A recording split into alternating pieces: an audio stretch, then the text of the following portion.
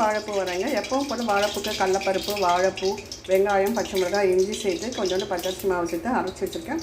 இதுலேயே ஜவ்வரிசியை வந்து நல்லா ஒரு கையளவு எடுத்து ஊற வச்சுட்டு அதை நல்லா தண்ணியை வடிச்சிட்டு நீங்கள் சேர்த்திங்கன்னா சூப்பராக ஜவ்வரிசி வடைக்கு மாவு ரெடி ஆகிடும். இப்போ எண்ணெய் காய வச்சுருக்கேன். இப்போ நம்ம வந்து ஜவ்வரிசி வடையாக தட்டி போடலாம்.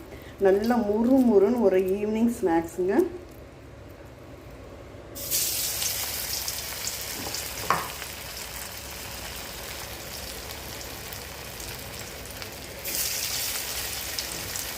சூப்பராக ரெடி ஆகிடும்.